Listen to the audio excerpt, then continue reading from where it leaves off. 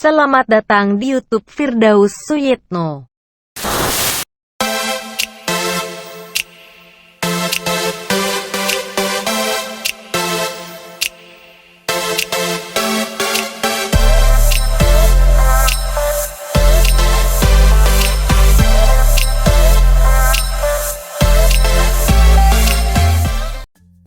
Assalamualaikum warahmatullahi wabarakatuh. Apa kabar semuanya? Semoga selalu diberikan kesehatan dan keberkahan untuk kalian semua.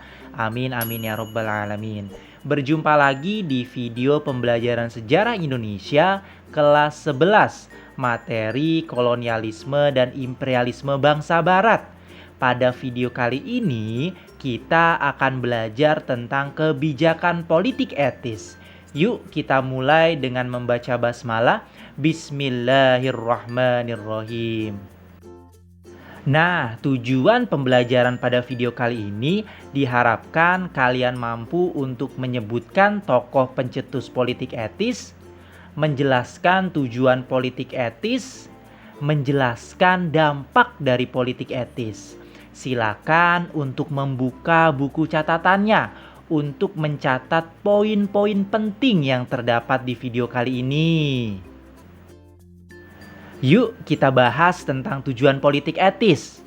Nah, sistem tanam paksa yang dijalankan oleh Belanda sejak masa VOC hingga masa pemerintah Hindia Belanda ternyata tidak diterima baik oleh semua orang Belanda.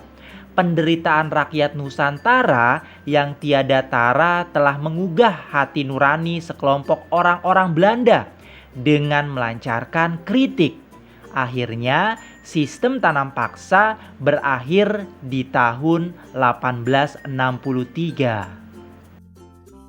Selanjutnya, politik etis atau politik balas budi adalah suatu pemikiran yang menyatakan bahwa pemerintah kolonial Belanda memegang hutang, tanggung jawab moral bagi kesejahteraan rakyat Nusantara. Van de Venter pertama kali mengungkapkan perihal politik etis melalui majalah The Gids pada 1899. Ternyata desakan terkait ini diterima oleh pemerintah kolonial Hindia Belanda. Sejak 17 September 1901, politik etis pun resmi diberlakukan. Politik etis berfokus kepada desentralisasi politik, kesejahteraan rakyat, dan efisiensi. Terkait isinya, terdapat 3 program utama, yakni irigasi, edukasi, dan emigrasi. Nah, yang pertama adalah irigasi. Dalam program ini, pemerintah Hindia Belanda melakukan pembangunan fasilitas untuk menunjang kesejahteraan rakyat. Sarana dan prasarana untuk mendukung aktivitas pertanian serta perkebunan diberikan, meliputi pembuatan waduk, perbaikan sanitasi, jalur transportasi pengangkut hasil tani, dan lainnya. Yang kedua adalah edukasi atau pendidikan. Melalui program edukasi, peningkatan kualitas sumber daya manusia dan upaya mengurangi angka buta huruf masyarakat dilakukan. Selain itu, mulai dilaksanakan pengadaan sekolah-sekolah untuk rakyat. Akan tetapi, berdasarkan penjelasan Soehartono dalam Sejarah Pergerakan Nasional dari Budi Utomo sampai proklamasi, hanya laki-laki saja yang boleh mengenyam pendidikan kolonial kala itu, sedangkan perempuan belajar di rumah. Yang kedua adalah edukasi atau pendidikan. Melalui program edukasi, peningkatan kualitas sumber daya manusia dan upaya mengurangi angka buta huruf masyarakat dilakukan. Selain itu, mulai dilaksanakan pengadaan sekolah-sekolah untuk rakyat. Akan tetapi, berdasarkan penjelasan Soehartono dalam Sejarah Pergerakan Nasional dari Budi Utomo sampai proklamasi, hanya laki-laki saja yang boleh mengenyam pendidikan kolonial kala itu, sedangkan perempuan belajar di rumah. Yang ketiga adalah emigrasi. Program emigrasi diterapkan dalam rangka meratakan kepadatan penduduk di Hindia Belanda atau Indonesia. Pada tahun 1900, Jawa dan Madura telah dihuni oleh 14 juta jiwa. Melalui kebijakan yang aktif mulai 1901 ini, didirikan pemukiman-pemukiman baru di Sumatera yang disediakan untuk tempat perpindahan rakyat dari wilayah padat penduduk. Nah, sekarang kita akan membahas tentang dampak negatif politik etis.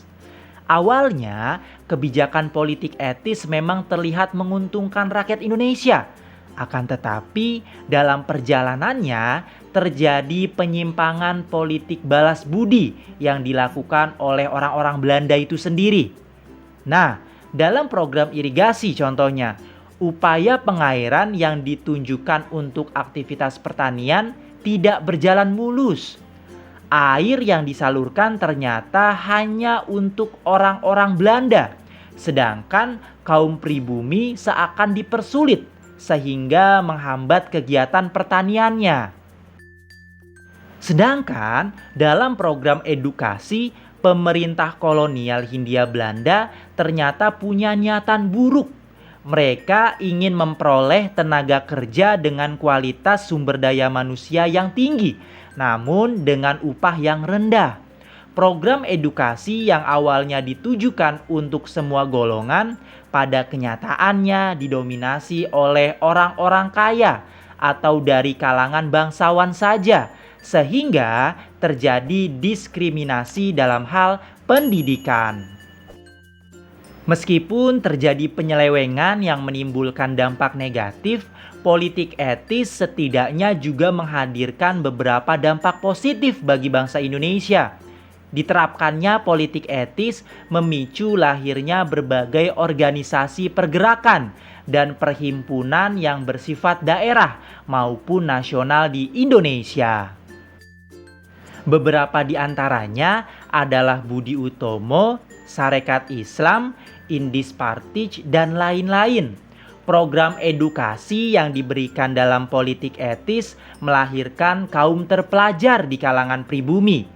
Mereka inilah yang kemudian mengawali era pergerakan nasional dengan mendirikan berbagai organisasi yang berjuang melalui pemikiran, pengetahuan, hingga politik.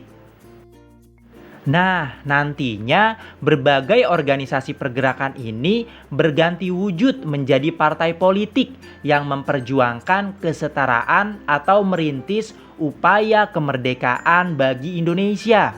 Politik etis berakhir ketika Belanda menyerah dari Jepang tahun 1942 dalam Perang Asia Timur Raya atau Perang Dunia yang Kedua. Sedangkan tahun 1945 giliran Jepang yang kalah di Perang Dunia Kedua, sehingga membuka peluang bagi bangsa Indonesia untuk menyatakan kemerdekaannya pada tanggal 17 Agustus 1945. Terima kasih telah menyaksikan video pembelajaran pembahasan tentang kebijakan politik etis. Jika ada pertanyaan, silakan untuk menuliskan di kolom komentar. Kita cukupkan dengan membaca hamdalah. Alhamdulillahirobbilalamin. Terima kasih, tetap semangat dan sehat selalu.